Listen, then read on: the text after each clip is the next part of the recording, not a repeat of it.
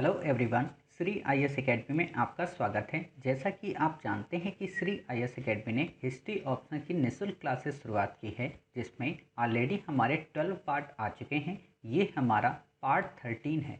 इसमें हम देखेंगे बालाजी विश्वनाथ के आगे की क्या कहानी है, अर्थात बाजीराव प्रथम ने किस तरीके से मराठा शक्ति को पूरे भारत की साम्राज्यिक शक्ति बना दिया, वहाँ तक की कहानी को हम कंप्लीट करेंगे।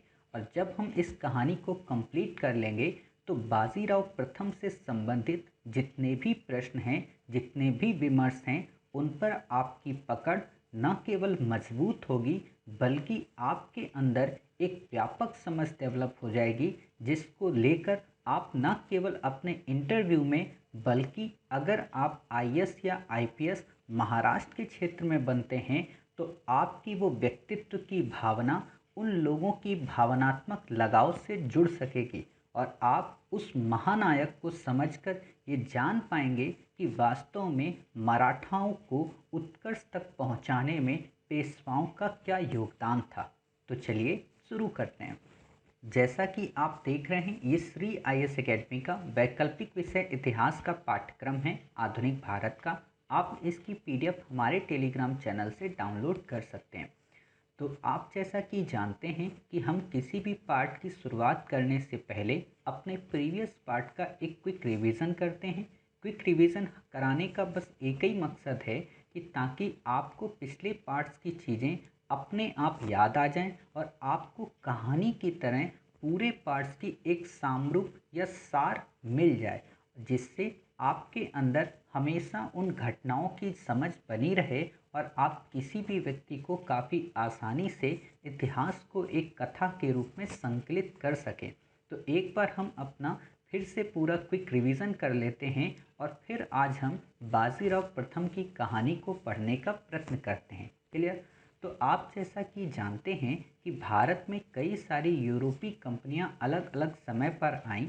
उन्होंने न केवल भारत में व्यापार किया बल्कि अपनी बस्तियों की भी स्थापना की।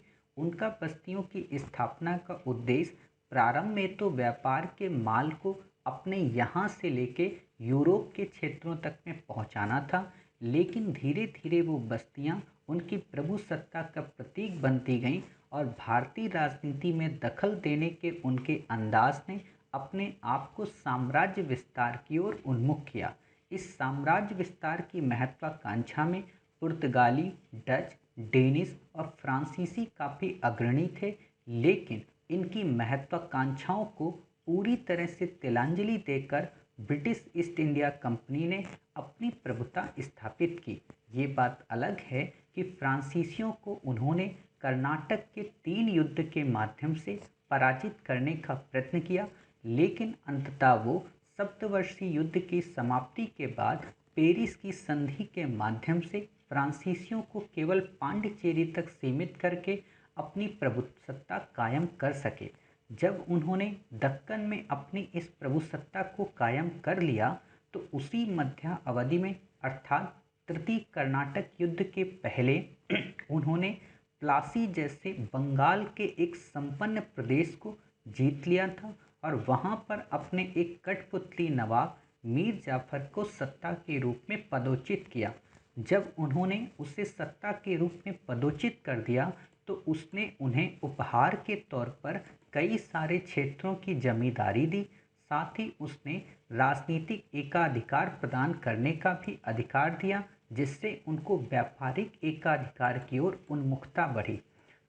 जब उन्होंने ये सारी चीज़ें कर ली तब क्या हुआ कि उनकी बढ़ती विशेषाधिकारों की मांगे और दस्तक के दुरुपयोग और साथ ही राजनीति में आंतरिक दखल ने मीर जाफर को मजबूर किया कि वो डचों के साथ में मिलकर अंग्रेज़ों की प्रभुसत्ता को चुनौती दे। लेकिन डचों को बेदरा के 1759 के युद्ध में कंपनी के द्वारा पराजित कर देने से मीर जाफर अकेला हो गया और कंपनी अब मीर जाफर को पदस्थ करने के लिए कोई ना कोई बहाना ढूंढने लगी। इसी बहाने की दिशा में कंपनी ने मीर जाफर के समक्ष एक प्रस्ताव रखा कि आप हमें वर्धमान, मिदनापुर और चटगांव की जमींदारी दे दें और साथ ही सिलहट के चूने के व्यापार में आधा हिस्सा दे दें और सोरापुर में जो आप सोरा के क्षेत्र में जो आप अपनी मोनोपोली रखे हो उसमें भी आप हमें हिस्सा दे दें। मीर जाफर ने कहा कि प्रभु ऐसा हम नहीं कर सकते। तो कंपनी ने कहा कि जब आप ऐसा नहीं कर सकते तो आप अपनी सत्ता से बेदखल हो जाएं और जो ऐसा कर सकता है वो सत्ता में पदोचित हो जाए। तो उस सत्ता में पदोचित की भावना या लगाव के मद्देनज़र मीर कासिम नाम के व्यक्ति ने कंपनी से संधि की 1760 में और वो सारी रियायतें अर्थात वर्धमान, मिदनापुर, चटगांव इन सब की जमींदारी दे दी कंपनी को। साथ ही सिलहट के चूने के व्यापार और सोरे के व्यापार में भी आधी हिस्सेदारी दे दी। जब मीर कासिम ने ये सारी हिस्सेदारी देने के लिए संधि प्रस्ताव पर हस्ताक्षर कर दिया तो मीर कासिम ने कंपनी से बदले में सिर्फ एक चीज़ की डिमांड की कि बाबूजी आप हमारी आंतरिक पॉलिटिक्स में दखल अंदाजी नहीं करोगे। कंपनी ने उस वक्त सौगंध खाकर ये कहा कि प्रभु हम आपकी आंतरिक राजनीति में बिल्कुल भी दखल अंदाजी नहीं करेंगे। मीर कासिम इसी विश्वास के साथ अपने शासन का संचालन करता है, किंतु कंपनी के दोगलेपन ने उसे फिर से पूरी तरीके से उसी परिस्थिति में लाकर खड़ा कर दिया जिस परिस्थिति में मीर जाफर था। अर्थात कंपनी के गुमास्ते या व्यापारिक दल न केवल भारतीय जनमानस को परेशान करते थे बल्कि दस्तक का दुरुपयोग करके भारतीयों को भी बेचते थे, जिस कारण नवाब के राजस्व में कमी होने लगी। और जब नवाब का राजस्व ही कम होने लगा तो उसका राजत्व का सिद्धांत कमज़ोर हो गया, उसके पास राज्य अधिकारी रखने की क्षमता कम हो गई, जिससे उसके राज्य का विस्तार कम हो गया और अपने आप धीरे धीरे करके उसकी राजा की शक्ति भी कमज़ोर होने लगी। जब ऐसा उसने देखा तो उसने गुमास्तों से कहा अर्थात व्यापारिक दलों से कहा कि प्रभु आप ऐसा मत करिए, क्योंकि आपने हमारे साथ 1760 में एक ट्रीटी साइन की थी और उस ट्रीटी के सभी प्रोविजंस को हम फुलफिल कर रहे हैं, अतः आप भी कृपा करके उन ट्रीटी के प्रोविजंस को फुलफिल करें। लेकिन कंपनी ने कहा कि प्रभु हम ऐसा नहीं कर सकते। तो नवाब ने कहा कि हम आपकी कंप्लेंट कलकत्ता काउंसिल में बैठे उन बोर्ड मेंबर से कर देंगे जो आपको निर्देशित करते हैं। तो उन्होंने कहा कि जाइए आप शिकायत कर दीजिए। जब मीर कासिम जब वहाँ गया तो कलकत्ता काउंसिल ने उसकी किसी भी बात को नहीं सुना, अर्थात उसे अनसुना कर दिया और उससे कहा कि वो हमारे अपने आदमी हैं, जो कर रहे हैं करने दो। मीर कासिम को गुस्सा इस बात को लेकर भी आई कि भाई कंपनी के आदमी हमारे ही अधिकारियों को बंदी बना लेते हैं, हमारी ही जनता से सस्ते दामों पर माल परचेज करते हैं, उनको डरा धमका कर तो ये चीज़ें गलत हैं। लेकिन कंपनी और काउंसिल ने इस चीज़ को नहीं सुना। मीर कासिम ने 1763 में कंपनी से युद्ध किया जिसमें वो पराजित हो गया। भागकर वो अवध गया। अवध के नवाब और उस समय के मुग़ल बादशाह शाह आलम द्वितीय के साथ में सहयोग करके मोर्चा बना करके बक्सर के युद्ध में कंपनी को पराजित करने का एक प्रयास किया, किंतु वो उस युद्ध में पराजित हो गया। इस पराजय के पीछे का एक कारण अवध के नवाब के द्वारा सेना का देर से पहुंचाया जाना था, साथ ही कई अन्य सारे रीजन भी थे। जब वो पराजित हो जाता है तो उसे फिर से अपदस्थ कर दिया जाता है और पुनः उसी समय मीर जाफ़र को सत्ता में शामिल किया जाता है। क्यों? क्योंकि ऑलरेडी उसे कलकत्ता में 10,000 रुपये की पेंशन पर रखा गया था। जब मीर जाफ़र सत्ता में आ जाता है तो उसी वक्त अवध के नवाब से इलाहाबाद की संधि होती है, साथ ही मुग़ल बादशाह से भी इलाहाबाद की द्वितीय संधि होती है। इस संधि के माध्यम से अवध के नवाब से मुक्त व्यापार की अनुमति मिलती है और उत्तरी सरकार की प्राप्ति होती है। इसके अलावा कंपनी अपनी वही पुरानी संधियां मित्र और शत्रु के भेद को उस पर थोपती है और ये कहती है कि हम आपको बफर स्टेट के रूप में उपयोग करेंगे ताकि मराठों से आपकी रक्षा हो सके। वास्तव में मराठों से रक्षा अवध की न होकर अपनी खुद की रक्षा करनी थी, जिसे उसने घेरे की नीति का नाम दिया। इसे हम भारत विजय में पढ़ेंगे। क्लियर। उसी दिशा में उसने मुगल बादशाह को कंपनी का पेंशन याफ्ता बना दिया। साथ ही उसने मुगल सत्ता से वैलिडिटी ले ली अपनी सिद्धांत या अपनी कंपनी के भारत में शासन की स्थापना को लेकर। तो इस तरीके से कंपनी की पूरे के पूरे उत्तर भारत में या कहें कि गंगा बेल्ट में आधिपत्य स्थापित हो गया।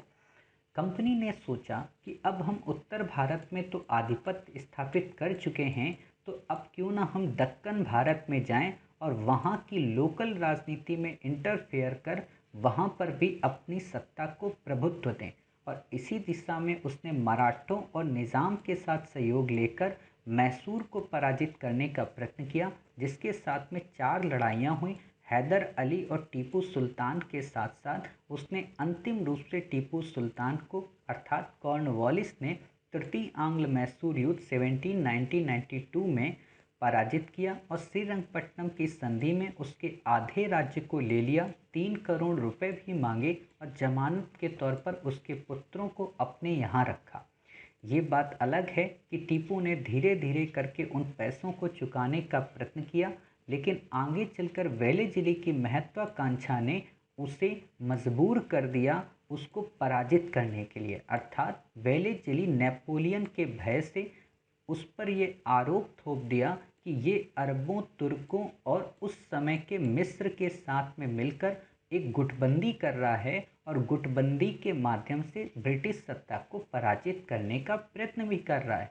टीपू ने हालांकि कहा कि प्रभु हम ऐसा बिल्कुल भी नहीं कर रहे, लेकिन उसने कहा कि या तो आप हमारे साथ सहायक संधि स्वीकार कर लो और या फिर आप एक काम करो कि आप हमसे युद्ध कर लो। टीपू ने कहा भाई हम युद्ध कर सकते हैं, अपने स्वाभिमान को आपके समक्ष गिरवी नहीं रख सकते, और इसलिए उसने युद्ध किया। युद्ध में वो पराजित हो गया। कंपनी ने पुनः वहाँ पर वाडियार वंश के एक बालक को सत्ताधीन किया और उससे सहायक संधि पर हस्ताक्षर करवाए। इस तरीके से मैसूर की कहानी खत्म हो गई। जब मैसूर की कहानी खत्म हो गई तब अगली पर्सनालिटी आती है मराठा। मराठों के बारे में हमने अपने प्रीवियस पार्ट में काफ़ी डिटेल में पढ़ा। हमने ये पढ़ा कि किस तरीके से औरंगजेब ने साहू का उपयोग किया ताराबाई के साथ संघर्ष में। हमने ये भी पढ़ा किस प्रकार राजा राम के मरने के बाद ताराबाई ने शिवाजी द्वितीय को सत्ता के उत्तराधिकारी बनाने का प्रयत्न किया, लेकिन उसी समय शाह आलम प्रथम के द्वारा साहू को छोड़ देने से अर्थात शंभूजी के बेटे को छोड़ देने के बाद कैसे उत्तराधिकार का संघर्ष हुआ और साहू को किस तरीके से बालाजी विश्वनाथ का सहयोग मिलने के बाद वो उस क्षेत्र में अपने छत्रपति बनने के स्वप्न को साकार कर सका। जब वो इस स्वप्न को साकार कर लिया तब भी आंतरिक कलह बनी रही और खेड़ा के युद्ध में उसने शिवाजी द्वितीय को पराजित कर दिया और ये कहा कि भाई साहब आप एक काम करो, आप दक्षिण के कोल्हापुर में अपनी रियासत या अपनी सत्ता की स्थापना करो और हम उत्तरी भाग में अर्थात सतारा में अपनी सत्ता को केंद्रित रखेंगे। शिवाजी द्वितीय तो ये बात मान गया, लेकिन शिवाजी द्वितीय के बाद उसका जो बेटा था शंभूजी द्वितीय, क्लियर, उसने ये बात नहीं मानी। और जब उसने ये बात नहीं मानी, हालांकि शंभूजी द्वितीय उसका बेटा नहीं था, वास्तव में शंभूजी द्वितीय दूसरे पुत्र या राजा राम की दूसरी पत्नी का पुत्र था। क्लियर। तो शंभूजी द्वितीय ने क्या किया कि वो तो अलग खून का था, तो उसने साहू से लड़ाई की और साहू से लड़ाई के दौरान उसने साहू के कई सारे अधिकारियों को अपने पास मिलाने का प्रयत्न किया, जिसमें चंद्रसेन नाम का सेनापति भी था।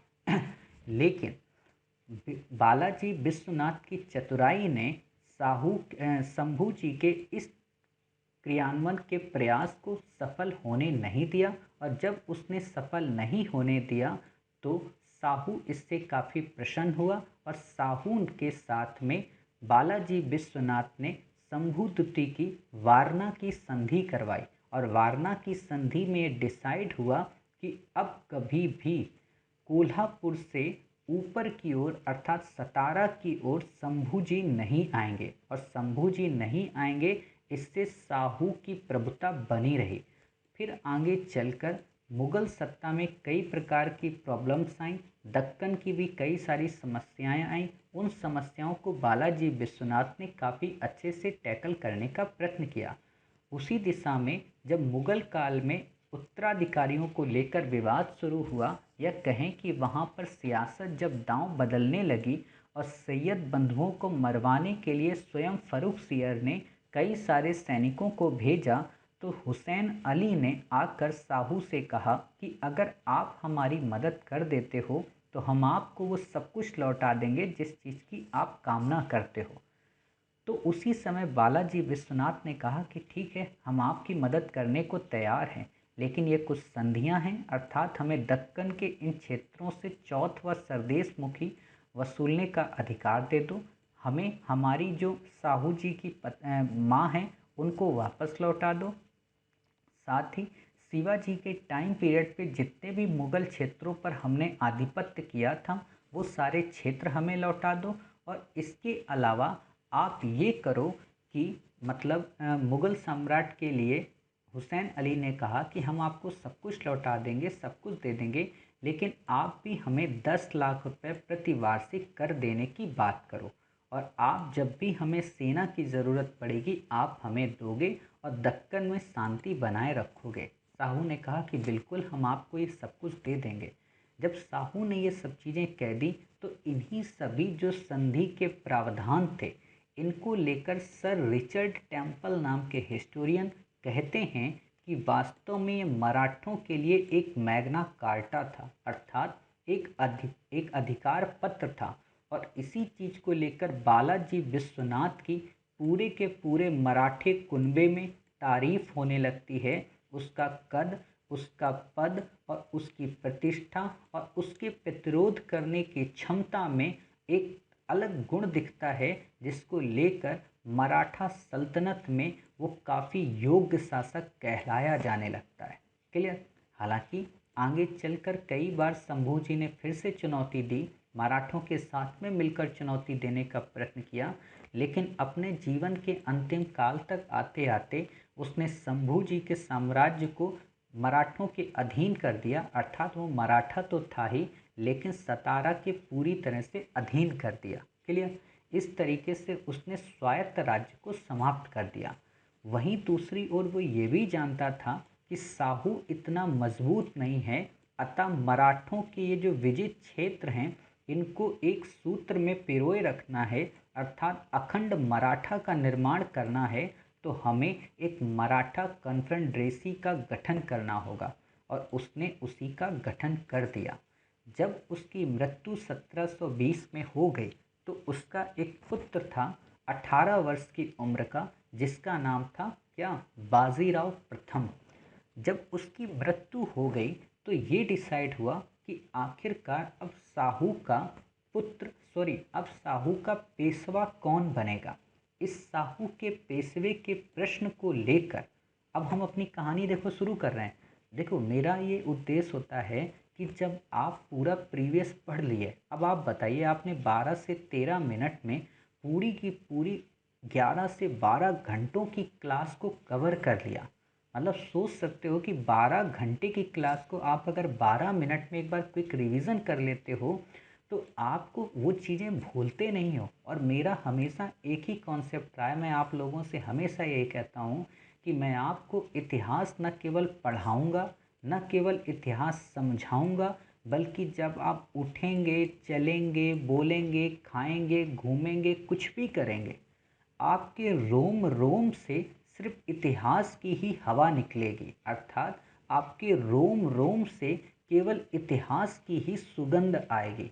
कहने का क्या मतलब कि इतिहास को हम इतनी बार आपके साथ अभ्यास करा देंगे कि ताकि आने वाले युग में आप अपना खुद का इतिहास गढ़ सको, अर्थात आप कहानियों के रूप में 5 मिनट के लिए बैठो और पूरी की पूरी इतिहास की कहानी को चंद लाइनों में लिख दो। हम आपको ये बनाना चाहते, हम आपको किताबी कीड़ा या कोचिंग संस्थान की तरह एक रनर अप नहीं बनाना चाहते, हम नहीं चाहते कि आप केवल और केवल किसी संस्थान या संस्थापक की प्रभुता के अधीन बने रहे। हम चाहते हैं कि आप अपना स्वयं एक प्रभुत्व स्थापित कर सकें। मतलब कि हम आपको केवल और केवल कोचिंग पर निर्भर नहीं बनाना चाहते, बल्कि आपको इस आत्मनिर्भर भारत के संकल्प में इतिहास वैकल्पिक विषय के प्रति आपको आत्मनिर्भर बनाना चाहते। क्लियर? तो इस दिशा में ये बात अलग है कि हमारी जो रफ्तार है वो काफ़ी स्लो है, लेकिन आप एक चीज़ मान लीजिए कि जिन टॉपिक्स को आप कवर कर रहे हो या आपने जहाँ जहाँ से कवर किया होगा, बड़े से बड़े संस्थान में आपने पढ़ा होगा, इंडिया के टॉप से टॉप एजुकेटर से भी पढ़ा होगा, बट उनको इस फील्ड की समझ नहीं है। क्यों? क्योंकि वो इसे बोरियत समझते हैं। और आजकल यूपीएससी का ध्यान केवल इन्हीं प्रश्नों की ओर है, क्योंकि वो जानती है कि जो चीज़ बोरियत है वो वास्तव में इम्पॉर्टेंट है। क्लियर? तो हम आपको यहाँ पर ये चीज़ कंप्लीट करा रहे हैं। समय थोड़ा 1 से 2 दिन ऊपर नीचे हो जाएगा, लेकिन इसके बाद जब आप कोई भी टॉपिक पढ़ेंगे ना, ब्रिटिश साम्राज्य की कहानी या गांधीवाद या कुछ भी, क्योंकि वो तो आपको आता है।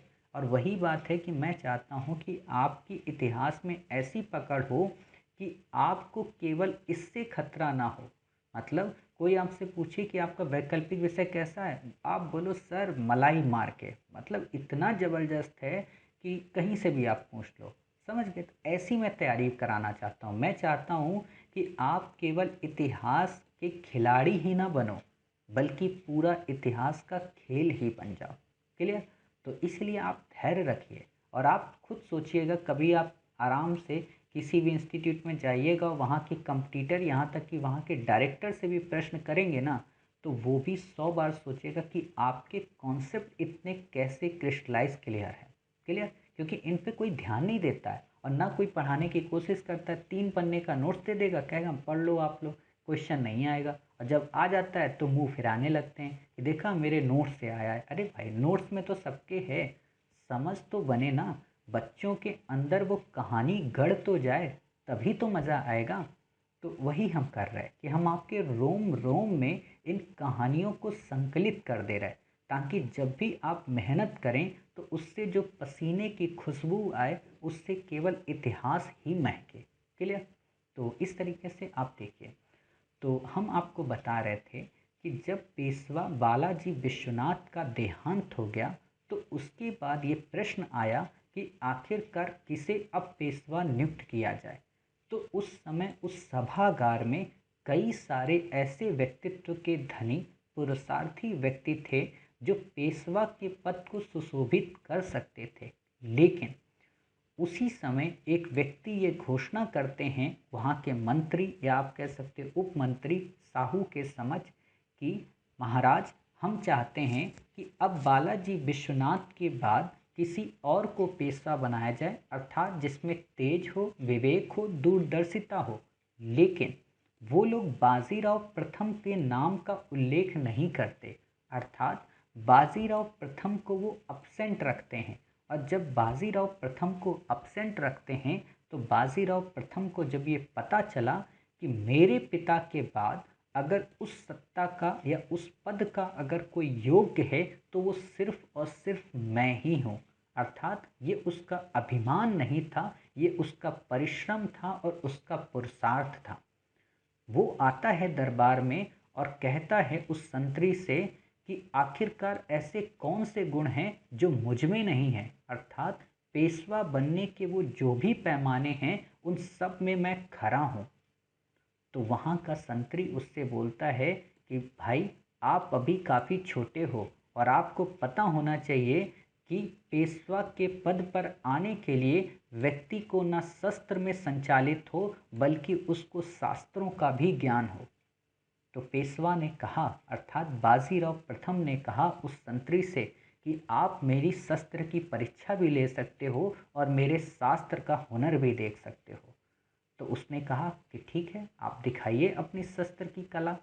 तो शस्त्र की कला, शस्त्र की निपुणता को देखने के लिए उसने एक मोर के पंख को एक मिट्टी के ढेर के ऊपर लगा दिया और जब मोर के पंख को मिट्टी के ढेर के ऊपर लगा दिया तो बाजीराव से वो कहता है कि इस मोर के पंख को अपने तीर के तुनीर से दो भागों में खंडित कर दो, और अगर तुम ऐसा कर पाए तो ये शस्त्र परीक्षण में तुम सफल हो गए, और अगर तुम इसे नहीं कर पाए तो फिर आप ये मान कर चलना कि आप इसके योग्य नहीं हो। बाजीराव ने उस चैलेंज को एक्सेप्ट किया और कहा कि ठीक है, आप लाइए। जब वो लाया गया, मोर का पंख रखा गया, तो बाजीराव ने अपनी तीर से उस मोर के पंख पर जब वार किया तो दिखने में तो वो ऊपर से दो भागों में नहीं टूटा, लेकिन अंदरूनी रूप से तीर की कमान ने उसको तोड़ दिया था। तो पेशवा जो उस समय वहाँ का मंत्री था वो बोलता है, अरे हंसने लगे सब लोग दरबार में। तभी उसी समय बाजीराव कहता है कि एक बार मोर के पंख को उठाकर तो देख लें संतरी, इसके दो भाग हो चुके हैं। और जब देखा गया तो वास्तव में दो भाग हो गए। जब दो भाग हो गए तो जो साहू था, मतलब उस समय मराठा साम्राज्य का जो छत्रपति था, वो काफ़ी प्रसन्न हुआ। उसने कहा कि अब इसकी शास्त्र की परीक्षा लो। और जब शास्त्र की परीक्षा की बात आई तो उसने जो बात कही वो वास्तव में काबिले तारीफ थी, और ऐसी बातों का आप हमेशा उल्लेख करें। और जब आप ऐसी बातों का उल्लेख करते हैं तो वास्तव में आपको अन्य की अपेक्षा काफ़ी ज़्यादा नंबर मिलते हैं, और अन्य की अपेक्षा जब आपको काफ़ी ज़्यादा नंबर मिल जाते हैं तो आप वास्तव में उन लोगों से काफ़ी ज़्यादा स्ट्रॉन्ग होते हैं। इसीलिए कहा जाता है कि आप अपने मौलिक चीज़ों को पे ध्यान दिया करें, किताबी कीड़ा मत बने। क्लियर? तो वो क्या करता है, वो बोलता है कि जो आपका ये मयूर पंख है ना, और ये मयूर पंख जिस मिट्टी में दफन है या जिस मिट्टी में अपनी स्थिरता को प्राप्त किए हुए है, वो वास्तव में मिट्टी हिंदुस्तान की है। और ये जो मयूर पंख है ये वास्तव में पूरी की पूरी मुग़ल सल्तनत है, और इसकी जो जड़ें हैं वो वास्तव में दिल्ली है, और इसकी जड़ पर मैंने हमला किया है, इसलिए पूरा का पूरा जो मुग़ल सल्तनत है वो हिल जाएगी। और जिस शस्त्र से मैंने हमला किया है वो वास्तव में मराठों की तीर है, अर्थात तीर जो है वो मराठा साम्राज्य है, मिट्टी जो है वो पूरा हिंदुस्तान है, और मयूर पंख जो है वो वास्तव में मुग़ल सत्ता है, और उसकी जो जड़ें हैं वो उसकी राजधानी है। अतः मराठे रूपी तीर से अगर हिंदुस्तान रूपी मिट्टी में स्थायित्व को प्राप्त किए हुए मयूर पंख रूपी मुग़ल सल्तनत जिसकी जड़ें राजधानी दिल्ली में हैं, अगर उस पर हमला किया जाए तो पूरी की पूरी मुग़ल सल्तनत का पेड़ उखड़कर धराशायी हो जाएगा। जब उसने ऐसे कुशल शब्दों का उपयोग किया तो वहाँ दरबार में बैठे सब के सब ही मोहित नहीं हुए, बल्कि छत्रपति साहू को ये लगा कि वास्तव में ये अपने बाप की विरासत से भी कई कदम आगे है, और इसी दिशा में उसको तुरंत ही पेशवा के पद के लिए सुशोभित कर दिया गया। जब पेशवा के पद के लिए उसे सुशोभित कर दिया गया तो हुआ क्या कि कई सारे लोग उसकी इस कूटनीतिज्ञ कुशलता से आश्चर्यचकित थे, और वे सोचते थे कि वास्तव में इसको जो कूटनीतिकता मिली है वो पिता की विरासत से मिली है। लेकिन उसने हर एक समस्या को अपने ढंग से सुलझाने का प्रयत्न किया। जिस समय वो पेशवा बना उस समय उसके पिता से विपरीत परिस्थितियां उसके समक्ष उपस्थित थीं। उस समय जो दक्षिण का निज़ाम हुआ करता था वो हमेशा मराठों को चुनौती देता रहता था, अर्थात मराठों को चौथ व सरदेश मुखी हासिल करने का अधिकार ही नहीं मिल पाया। जबकि आपने उस संधि में पढ़ा था जिस संधि को हुसैन अली ने बालाजी विश्वनाथ के साथ में साइन की थी कि आप दक्षिण के मुगल प्रांतों से चौथ और सरदेश मुखी की वसूली कर सकते हैं। लेकिन उस समय दक्षिण में कई सारे स्वायत्त राज्यों के उदय से मराठों की ये महत्वाकांक्षा पूर्ण नहीं हो पाई, और जब ये महत्वाकांक्षा पूर्ण नहीं हो पाई तो बाजीराव ने अपनी तलवार के दम पर निज़ाम को कठपुतली बनाने का प्रयत्न किया। लेकिन जब वो ऐसा कर रहा था तो उसी समय शिवाजी के कई वंशज, जिसमें हम शंभूजी द्वितीय को पढ़ते हैं, और कई अन्य सरदार जो उस समय मराठा कन्फेडरेसी के सदस्य हुआ करते थे, अर्थात जिन क्षेत्रों को बालाजी विश्वनाथ के द्वारा जीता गया था उन सबको सम्मिलित रूप से मराठा कन्फेडरेसी कहा जाता था। तो वो सरदार सभी के सभी अपने आप को इस रिंग से इजेक्ट करना चाहते थे, अर्थात वो चाह रहे थे कि वो अपने स्वायत्त राज्य का निर्माण करें। जब वो ये सब चाह रहे थे तो उस समय बाजीराव को ये लगा कि अगर ऐसा साकार हो गया तो एक अखंड मराठा साम्राज्य या एक अखंड हिंदू पदशाही का जो उसका सपना है, जो उसका संकल्प है, वो अधूरा रह जाएगा। इसलिए उसने इन सभी को अपने साथ लिया, सबको मिन्नतें की, सबको कूटनीतिक चालों के द्वारा अपने साथ में समायोजित करने का प्रयास किया। क्लियर? ये चित्र वास्तव में जो आप देख रहे हैं, इस चित्र को एक चित्रकार ने बनाया है और इस चित्र को चित्रकार ने जब बनाया तो वास्तव में इस चित्र के पीछे की एक इंटरेस्टिंग कहानी है।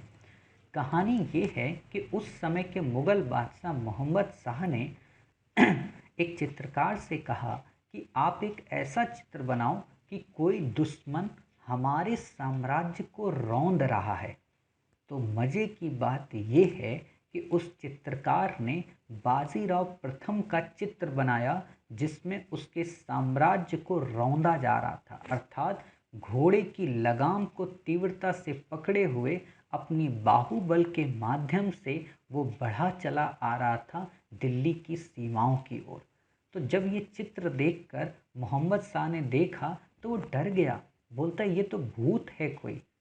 इस चीज़ को लेकर वो काफ़ी आश्चर्य में हो गया और उससे पूछता है चित्रकार से कि प्रभु तुमने ऐसा चित्र बनाया क्यों? तो वो चित्रकार बोलता है कि महाराज, क्या आपने बाजीराव की रफ्तार को, बाजीराव की चुनौतियों को, बाजीराव की कर्मठता को, उसकी कर्तव्य परायणता को और उसके तीर तुनीर के उस तीर को की गर्जना को क्या आपने कभी नहीं सुना? उसके भालों की, आप कह सकते हो, रफ्तार को या उसके भाला चलाने की कलात्मकता को क्या आपने कभी नहीं देखा? वास्तव में उसकी घुड़सवारी उस वेग से भी तेज थी, उस वायु से भी ज़्यादा गतिमान थी जो अपने आप में ही हिलोरे मार रही थी। ऐसा जब उसने वर्णन कर दिया तो महाराज और डर गए और न केवल वो डरे बल्कि दक्कन के राजा से कहते हैं कि अरे भाई देखो सच में क्या बाजीराव ऐसा है? तो उसने कहा दक्कन के लोगों ने कि हाँ साहब, बाजीराव ऐसा ही है, क्योंकि उसने पूरे के पूरे दक्कन में अपनी सर्वोच्चता को स्थापित कर दिया। उसने निज़ाम से जाकर मिला और निज़ाम से बोला, आप जब कभी मूवी देखेंगे बाजीराव मस्तानी तो वहाँ देखिए, मूवी जब आप लोग कहते हो ना कि मूवी देखना चाहिए, होता है क्या है कि आप लोग प्यार मोहब्बत की इतनी मूवियाँ देख लेते हो कि अपने विषय की मूवियाँ देखने का आपके पास समय ही नहीं होता। और जब आपके पास अपने विषय को देखने की मूवियों का समय नहीं होता तो आपके अंदर उस विषय की व्यापकता की कमी हो जाती है। इसीलिए आप जब भी मूवी देखें तो प्यार मोहब्बत एक अपनी अलग जगह है, आप उसकी भी मूवी देखें, लेकिन अपने विषय को पारंगत बनाने के लिए या अपने उस विषय में कुशलता हासिल करने के लिए हर संभव उन स्रोतों का उपयोग करें जो आपके अंदर निखार लाने का प्रयत्न करते हैं। हालांकि अब तो आपको कोई भी मूवी देखने की ज़रूरत नहीं है क्योंकि ऑलरेडी हम उन सबको कंपाइल कर ही देते हैं, लेकिन कहने का मतलब यह है कि अगर आप इन फ्यूचर कभी देखें तो ऐसी ही मूवी देखा करें जिसमें प्यार मोहब्बत कम हो बल्कि इतिहास और संस्कृत की झलक ज़्यादा हो, जो आपके विषय के प्रति एक गहन समझ को डेवलप करे। क्लियर? तो जब आप बाजीराव मस्तानी मूवी देखते हैं, उस बाजीराव मस्तानी मूवी में जब बाजीराव प्रथम दक्कन के नवाब से मिलने जाता है तो दक्कन का नवाब उसकी काफ़ी तारीफ करता है। वो बोलता है कि लोग ये कहते हैं कि बालक तो छत्रपति है लेकिन चालक तो बाजीराव है, अर्थात चालक केवल और केवल पेशवा है। साथ ही वो ये भी बोलता है कि अगर मराठों में कोई है तो वो बाजी ही बाजी है, बाकी तो सब के सब भाजी हैं। इसके उत्तर में बाजीराव प्रथम ये कहता है कि महाराज आप बिल्कुल सही बात कह रहे हो, हमने भी सुना है कि दक्कन में अगर कोई है तो निज़ाम ही निज़ाम है, बाकी हर ओर तो केवल बिना गुठलियों के आम है। मतलब कि बिना गुठली का आम का क्या मतलब होता है? बिना गुठली का मतलब होता है किसी उसको तो हम ऐसे ही खा जाएंगे। दक्कन के अगर निज़ाम को जीतना है तो थोड़ी दिक्कत आ सकती है, मतलब वो गुठली के रूप में फंस सकता है, लेकिन बाकी तो दक्कन के पूरे एरिया में हम प्रभुता स्थापित कर सकते हैं। इस दिशा में जब वो दक्कन के निज़ाम से संवाद करता है तो उससे अंततः जाकर एक संधि मनवा लेता है कि जब मैं दिल्ली पर हमला करूं, अर्थात जब मैं उत्तर की ओर बढ़ूं, तो आप दक्कन में शांति बनाए रखोगे, आप दक्कन को परेशान नहीं करोगे। क्यों? क्योंकि वो चाह रहा था कि उत्तर में हम अपनी पूरी सेना को लेकर जाएं, और पूरी सेना को जब हम लेकर जाएं तो हम एक छत्र सम्राट मराठा के साम्राज्य को पूरी तरह से कृत संकल्पित कर सकें, अर्थात अपने हिंदू पदशाही के उस ध्वज पताका को अटक से लेके कटक तक फहरा सकें। तो इस दिशा में उसको दक्कन में शांति की आवश्यकता थी। लेकिन जब वो उत्तर भारत की ओर रुख करने की ओर उन्मुख होता है, तो उसी समय उसका जो राजा था, जो छत्रपति था साहू, वो कहता है कि ऐसा मत करो। तभी उस समय बाजीराव प्रथम उससे बोलता है, साहू से, कि महाराज अब समय आ गया है कि हम विदेशियों को भारत से निकाल दें, अर्थात मुगलों को भारत से निकाल दें और हिंदुओं के लिए अमर कीर्ति प्राप्त कर लें। आओ हम इस वृक्ष के खोखले तने पर प्रहार करें, शाखाएं तो स्वयं ही गिर जाएंगी, हमारे प्रत्नों से मराठा पताका कृष्णा नदी से अटक तक फहराने लगेगी। अर्थात इतनी प्रबल महत्वाकांक्षा जब वो बताता है तो उस समय जो सम्राट था, अर्थात जो साहू था, वो आश्चर्यचकित रह जाता है और वो सोचता है कि ये बात तो बिल्कुल सही कही, अर्थात तुम तो अपने पिता से भी ज़्यादा अग्रगामी हो। उसने कहा कि महाराज मैं ये ऐसा इसलिए कर रहा हूँ क्योंकि सभी हिंदू राज्य जब एक साथ हो जाएंगे तो मुगलों को कोई साथ देने वाला नहीं होगा, और जब मुगलों का कोई साथ देगा नहीं तो हम अपने उस हिंदू पदशाही का विचार को साकार रूप दे सकते हैं।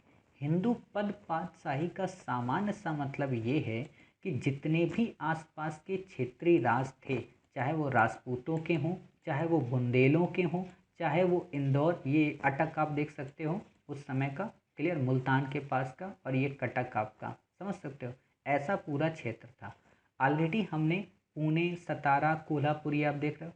ऑलरेडी हमने जो मैं बात बताने जा रहा हूँ कि इसके 100 सेकेंड की एक वीडियो हमने अपने टेलीग्राम चैनल पर शेयर कर दी है, जिसमें हमने पूरे के पूरे मराठा साम्राज्य को एक विजुलाइज एनिमेशन के माध्यम से देखने का प्रयत्न किया है कि कैसे धीरे धीरे मराठा साम्राज्य की स्थापना बृहद हो दी गई और अंत तक आते आते बशीन की संधि के बाद वो स्थापना बिल्कुल समाप्त हो गई और वो ईस्ट इंडिया कंपनी के अधीन आ गए। क्लियर? तो वो आप जरूर देखिएगा, 100 सेकेंड का वीडियो है, आपको पूरी की पूरी कहानी अच्छे से रिवाइज हो जाएगी। क्लियर? तो आपने एक ये मैप देखा। दूसरा जो मैं दिखाना चाह रहा हूँ वो ये मराठा कन्फ्रेंडेंसी अभी उत्तर पर हमला नहीं किया था। उत्तर पर हमला करने से पहले की, मतलब उसके बाद की ये इमेज है। हम आपको बस ये दिखाना चाह रहे थे कि यहाँ से जब मराठे ऊपर की ओर निकले तो उनको यहाँ पर कई सारे क्षेत्र मिले। जैसे आप ऐसे समझ सकते हो, हाँ ये देखिए, ऐसे आप समझ सकते हो कि यहाँ पे थे बुंदेले, क्लियर, यहाँ पे थे राजपूत, यहाँ पे कई सारे अन्य छोटी छोटी रियासतें, यहाँ मालवा का नरेश, क्लियर। तो इन सब को इसने आपस में मिलाया क्योंकि सब के सब हिंदू शासक थे, और सबको मिलाने के बाद इतनी बड़ी रियासत को अपने अधीन कर लिया, और इसी को मराठा कन्फेडरेंसी कहा गया, इसी को हिंदू पदपातशाही कहा गया, अर्थात कटक से लेके अटक तक। क्लियर? अटक से लेके मतलब कटक तक। समझ गए आप कि अटक और कटक का क्या मतलब होता है? समझ गए? तो इतनी सारी चीज़ें जब आपने देख ली, तब क्या हुआ, आगे चलकर जब उसने ये सोचा कि हमें इस तरीके से पदपातशाही के विचार को आगे फैलाना है और मुगलों को कोई साथ ना दे, इसलिए हमें आगे बढ़ना है।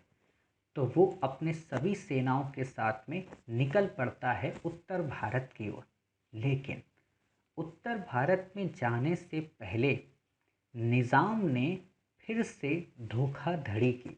निज़ाम ने उस समय के शंभू जी को, जो कि कोल्हापुर में केंद्रित थे, उससे साहू से फिर से टकरार करा दी। ये बात अलग है कि वो विफल हो गए। क्यों? क्योंकि बाजीराव ने शंभू को काफ़ी डांटा और कहा कि अब तुम वारणा की संधि के अंतर्गत अधीन आ जाओ, और उसी के तहत ये बाद में अधीन आ जाते हैं और आगे चलकर निज़ाम को भी वो पराजित कर देता है। और उस समय का जो निज़ाम होता है वो निज़ाम मुल्क मुल्क होता है। क्लियर?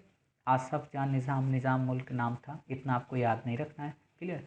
तो निज़ाम को जब पराजित कर दिया तो उसने निज़ाम के ऊपर संधि थोपी। बोला सुनो, अब हम चौथ भी वसूलेंगे, सरदेश मुखी भी वसूलेंगे, और दक्षिण में जब जब हमें सैन्य अभियानों की ज़रूरत पड़ेगी तो आप हमारी मदद करेंगे। न केवल आप हमारी मदद करेंगे बल्कि अब आप शंभू द्वितीय को मदद भी नहीं करेंगे। निज़ाम बोला, जी गुरुजी, आपकी हम आज्ञा का पूर्णतया पालन करेंगे, हम आइंदा से कोई गलती नहीं करेंगे। इस दिशा में जब ऐसी संधि थोप दी गई बाजीराव प्रथम के द्वारा, तो दक्कन में मराठों की सर्वोच्चता स्थापित हो गई। अर्थात निज़ाम भी अब मराठों के अधीन आ गए।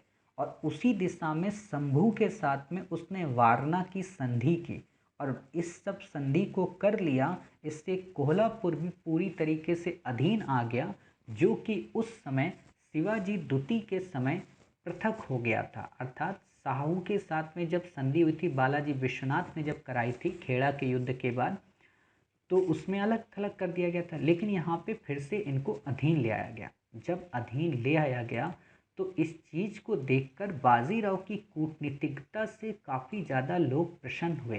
खासतौर पर मराठा समाज तो सबसे ज़्यादा प्रसन्न हुआ। और जब मराठा समाज प्रसन्न हो गया तो लोगों ने कहा कि बाजी, अब तुम ऊपर जाओ उत्तर भारत की ओर और सबकी भाजियाँ बनाओ। तो बाजी ने बोला, बिल्कुल सर, हम आपके इस समाज की पताका को पूरे भारत में फैलाएंगे। और जब वो चला ऊपर तो उसको किससे मुलाकात होती है? उसकी मुलाकात होती है गुजरात से और मालवा से। ये बात अलग है कि हुसैन अली के साथ में जो संधि हुई थी बालाजी विश्वनाथ के साथ, उसमें हुसैन अली ने इस चीज़ के लिए मना कर दिया था बालाजी विश्वनाथ को कि बाबूजी, आप चौथ और सरदेश मुखी गुजरात के क्षेत्रों से मत वसूलना। तो विश्वनाथ ने कहा कि ठीक है, नहीं वसूलेंगे। लेकिन आगे चलकर कई अभियानों के माध्यम से मराठों ने वहाँ के कई जिलों से चौथ और सरदेश मुखी प्राप्त करने की शुरुआत की। क्लियर?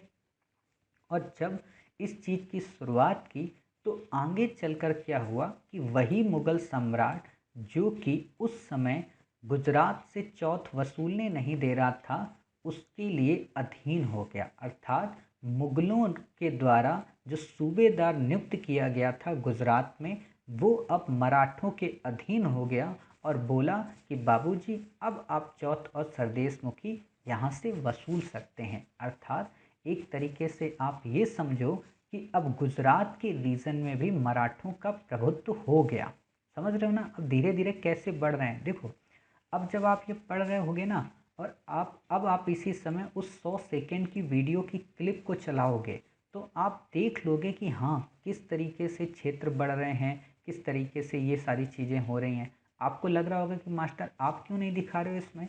तो हम उसको इसलिए नहीं दिखा सकते यहाँ पर क्योंकि वो फिर कॉपीराइट का इशू आ जाएगा। क्लियर? तो कॉपीराइट के क्लेम से बचना पड़ता है, तो इसलिए हम वहाँ पे आपको टेलीग्राम पे शेयर कर दिए थे। क्लियर? क्योंकि यूट्यूब वाला थोड़ा बदमाश है ना, वो हर चीज़ को कॉपीराइट में दिखा देता है। चलिए, अब बात आती है कि जब उसने गुजरात पर अपनी स्थिति की पकड़ बना ली तो आगे चलकर वो मालवा की ओर चलता है। अब आप लोगों के मन में आ रहा होगा, सर पहले मालवा दिखा तो दो कि आखिरकार मालवा का क्षेत्र है क्या। तो मालवा को आप ऐसे समझ सकते हो, जैसे ये बीच का एरिया है ना, ऐसे आप समझो, ये जो बीच का एरिया मतलब विंध्य की जो पर्वत श्रेणी है, क्लियर, नर्मदा को जो डिवाइड करती, नर्मदा और तापी, ये है पूरा का पूरा मालवा क्षेत्र, क्लियर। और यहाँ पे आपको मिलेगा छोटा सा बुंदेलखंड, इस जगह पे मान लो यहाँ पे आपको छोटा सा बुंदेलखंड, उत्तर प्रदेश का कुछ क्षेत्र और कुछ आधुनिक मध्य प्रदेश का क्षेत्र, क्लियर। तो ये मालवा का क्षेत्र था। तो इसको उन्होंने विजित करने की कोशिश की। गुजरात तो उन्होंने कर लिया, यहाँ पर भी उन्होंने कर लिया, निज़ाम को भी अपने अधीन कर लिया, अर्थात अब वो ऊपर बढ़ रहे थे, समझ गए। और इसी दिशा में जब वो ऊपर बढ़े तो मालवा क्या था उस समय, उत्तर और दक्षिण के लिए एक मार्ग था। साथ ही जो मालवा था वो क्या था कि गुजरात जाने वाले व्यापारिक मार्ग पे भी पड़ता था, समझ गए। इसलिए काफ़ी इम्पोर्टेंट लोकेशन थी। और यहाँ पर शुरू में तो विश्वनाथ ने जब हमला किया था, बालाजी विश्वनाथ ने, तो वो असफल हो गया था। लेकिन बाजीराव ने अपने बाहुबल के माध्यम से, मतलब अपनी सैन्य क्षमता के माध्यम से मालवा नरेश को पराजित कर दिया। और जब इसे पराजित कर दिया तो वहाँ तक भी अपनी प्रभुता को इस्टेब्लिश कर लिया, क्लियर। अब जब उसने वहाँ तक की प्रभुता को इस्टेब्लिश कर लिया तो आसपास के राज्य भी बाजीराव की वीरता से, उसकी सूरवीरता से, उसकी सैन्य कुशलता से काफ़ी प्रसन्न हो गए। और जब प्रसन्न हो गए तो उसी के पास में, मतलब जैसे आप ये समझो ये था दक्षिण भारत और ये आपका था मालवा का रीजन, तो यहीं पे था छोटा सा आपका कौन सा, बुंदेला, क्लियर। तो बुंदेलखंड एक रियासत हुआ करती थी और ये रियासत उस समय इलाहाबाद के सूबेदार के अधीन आती थी। और इलाहाबाद का जो सूबेदार होता था वो वास्तव में मुगल सरकार के द्वारा नियुक्त किया जाता था। तो इसी समय एक व्यक्ति महोदय थे जिनको इलाहाबाद का सूबेदार नियुक्त किया गया, उनका नाम था मोहम्मद बंगस या मोहम्मद बंगज। ध्यान से सुनना, मोहम्मद बंगस को जब नियुक्त किया गया तो मोहम्मद बंगस ने क्या किया, बुंदेलखंड के लोगों से या बुंदेला राजा से उनका जैतपुर का क्षेत्र छीन लिया, समझ गए। खैर छीन लिया ये हम बाद में देखेंगे, इससे पहले आपके मन में आ रहा होगा कि मास्टर थोड़ा सा बुंदेलों के भी बेसिक फीचर बता दो ताकि हमारे दिमाग में ये भी कहानी क्लियर हो जाए। तो बात ये है कि जो बुंदेली लोग हैं, आपने एक गाना सुना होगा ना, बुंदेलों हर बेलों के मुख हमने सुनी कहानी थी, खूब लड़ी थी मर्दानी वो तो झांसी वाली रानी थी। तो बुंदेलों और हरबोलों ये वही लोग हैं, क्लियर। तो आप समझ गए कि बुंदेलों और हरबेलों में अब कौन आता होगा, झांसी का एरिया तो आता ही होगा, समझ गए, क्योंकि महारानी लक्ष्मीबाई तो झांसी की ही थी।